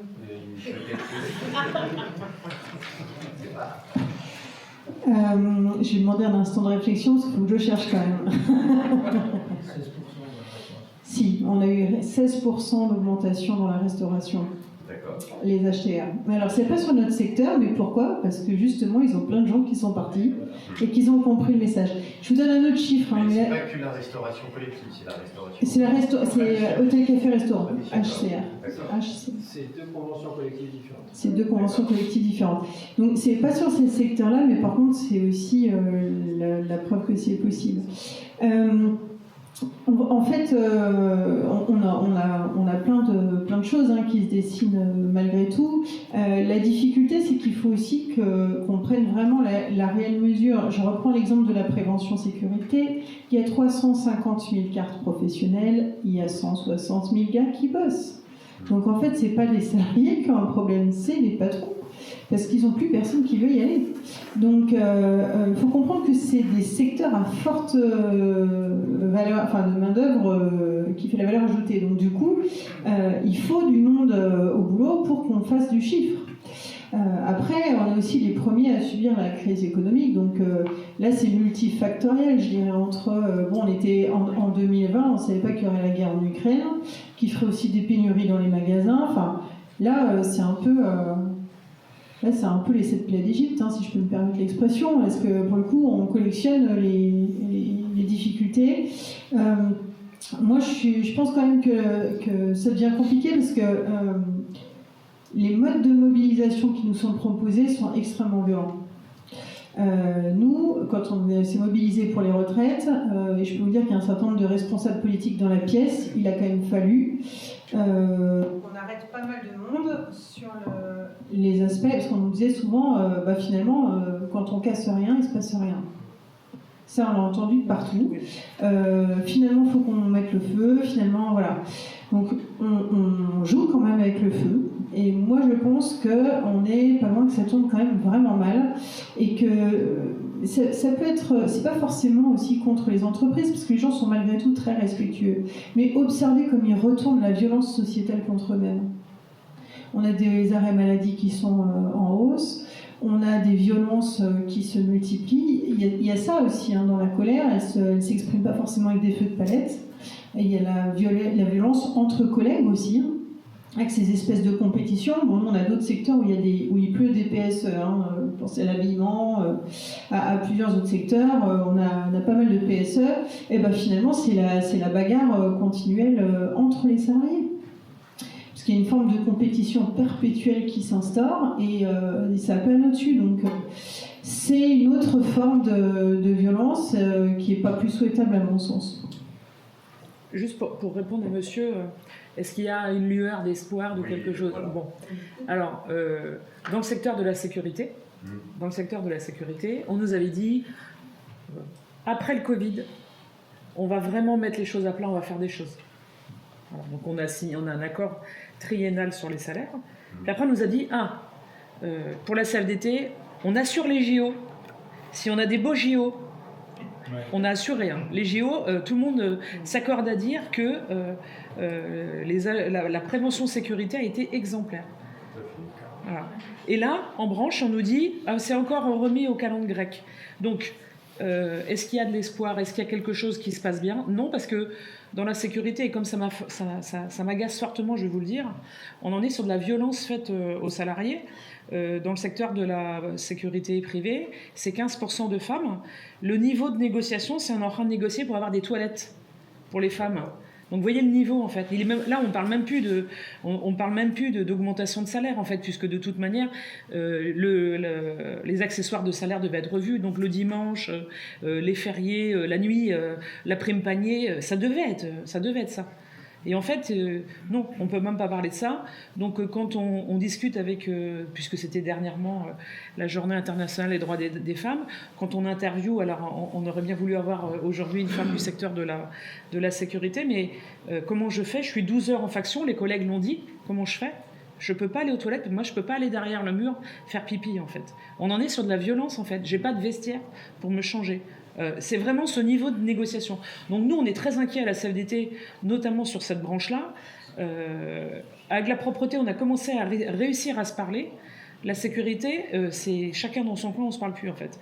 Les négociations, la dernière fois, la CFDT est partie de la table des négociations. J'ai reçu un SMS, Sarine, il y a ça, on reste au bas. Je dis non, allez-y, partez. Parce que là, c'est se moquer du monde. Mais c'est le double, comme dit Pascal, c'est le double discours qui est insupportable. Le métier de la sécurité privée, c'est un métier réglementé, qui est donc cadré par des textes. Et finalement, le patronat voudrait un peu faire ce qu'il veut. Alors qu'est-ce qui va se passer? Véronique l'a dit, on va arriver à des choses, on va imaginer des choses qui ne sont pas dans la culture CFDT. Mais s'il faut bloquer la défense, bloquer toutes les tours, puisqu'il leur faut un agent de sécurité pour pouvoir ouvrir une tour, c'est les banques et les assurances qui vont venir dire dis donc, ton client, tu lui dis de revenir. C'est peut-être comme ça qu'il va falloir faire. C'est pas quelque chose qu'on aime faire, mais à un moment, le compromis, à un moment, il faut que ça s'arrête en fait. Là, il nous balade dans le... Je vois mon collègue qui négocie en branche, là, qui opine de la tête. C'est insupportable en fait. C'est insupportable de se voir toujours dire on va voir après. Et effectivement, les patrons, ils attendent qu'une chose, c'est qu'on puisse pas se mobiliser. C'est qu'on puisse pas se mobiliser alors qu'on a une force pour pouvoir le faire. Donc on réfléchit avec l'équipe à se dire peut-être qu'il va falloir taper un grand coup sur quelque chose qui soit visible, parce que qu'est-ce qui marche dans les médias? Le buzz. Si on casse pas, si on bloque pas, ça ne marchera pas. Si on est, alors on a été reconnus comme étant des personnes responsables nous avons fait des manifestations où tout s'est bien passé, on a des services d'ordre exemplaires, mieux que tout le monde. Et s'il faut faire autrement, s'il faut bloquer, on sera obligé de le faire. Mais il n'y a pas eu de miracle. Je suis désolée, il n'y a rien eu dans nos secteurs. il y a quand même quelque chose qui est beau, propre au secteur, qui parle plus maintenant qu'avant. Et puis après, je donnerai la parole à mon collègue Lawari, que je fais patienter depuis un petit moment. On est un secteur pourvoyeur d'emploi. On est un secteur où il y a énormément de jeunes. Et surtout, je pense que nous sommes un secteur qui aurait des grandes leçons à donner à la France entière sur le vivre ensemble. Dans le secteur, on est un secteur d'accueil, multinationalité, multi-origine, d'une grande diversité, et qui pour le coup, mais c'est pas le monde c'est pas le monde des bisounours, c'est pas toujours très simple. Mais par contre, c'est un secteur qui sait progresser là-dessus et avancer. Donc ça, je pense que c'est la grande force de notre secteur, c'est que les gens sont solidaires. Et quand on est en difficulté d'effectifs, etc., moi je connais beaucoup de personnes, jour indemnisé ou pas, qui se lèvent, qui viennent de leur congé et qui vont bosser parce qu'ils n'ont pas envie de laisser les camarades dans la difficulté. Et là-dessus, je trouve ça d'autant plus injuste du coup qu'on en use et abuse, mais en tout cas, ça c'est le très très beau côté de ce secteur. Lawari ? Ouais, je voulais juste, par rapport à une question que vous avez posée précédemment sur quels moyens vous avez pour changer la donne. Comment vous faites pour mobiliser, comment vous faites pour changer. Je donnerai juste une anecdote sur la prévention sécurité, après je parlerai du médico-technique. Il y a eu le continuum de sécurité, donc il y a eu une loi sur le continuum de sécurité. La Fédération des services CFDT a demandé à plusieurs sénateurs et députés un amendement pour que, dans la convention collective, à chaque fois qu'il y a une augmentation de salaire, des minima, il y a une obligation de renégocier les contrats pour augmenter le contrat de ce même niveau. Les employeurs étaient d'accord, les organisations syndicales étaient d'accord, Bercy était contre. Ben oui, parce que 30% du public, des contrats sont dans la fonction publique. La deuxième chose sur le médico-technique et comment on fait, il y a une difficulté sur le médico-technique par rapport au plan de financement de la sécurité sociale, c'est que les prestations elles baissent, mais il y a d'autres prestations qui sont, j'allais dire, rentables. Avec le peu d'attractivité de ce secteur, les conditions de travail se dégradent puisque la variable d'ajustement est de demander aux salariés de faire plus d'interventions et de travailler, comme le disait Véronique, samedi, dimanche. Donc un secteur non attractif, pas assez de salariés, des prestations qui peuvent baisser, mais des entreprises qui gagnent de l'argent, et on se base sur quoi? Puisque c'est ça l'activité, il y a le prix de la location, il y a surtout les salariés. Donc pour ajuster, on demande aux salariés de faire plus d'interventions, plus d'accidents du travail, plus de mortalité, moins d'attractivité. Donc il y a toujours quelque chose, comme le disait Véronique, qui est contradictoire sur le fait qu'on demande de plus en plus de services, parce que la population française vieillit, donc il y a de plus en plus d'hospitalisation à domicile, et donc il y a de plus en plus de prestations à domicile sur la santé. C'est pour ça que je disais médico-technique, et la santé c'était à peu près très proche. Et donc on demande de plus en plus aux gens de rester chez eux et d'être soignés chez eux, mais on ne veut pas forcément payer l'activité. Et un dernier point sur les retraites, si sur l'ensemble des secteurs des services, les emplois étaient pourvus, c'est-à-dire tout le manque d'emplois qui ne sont pas pourvus, pourrait peut-être éventuellement répondre aux difficultés qu'on a sur le financement des retraites. Merci Lawari. Est-ce que vous avez de nouvelles questions? Eh bien, il me reste à vous remercier d'être venus. Merci à tous les militants qui se sont mobilisés. Je pense que les militants peuvent s'applaudir aussi, parce que vous avez été vraiment très forts. C'est pas évident quand on n'a pas l'habitude, et vraiment, je tiens à personnellement vous remercier pour votre présence, et j'espère que les choses vont bouger vraiment pour nous tous. Voilà.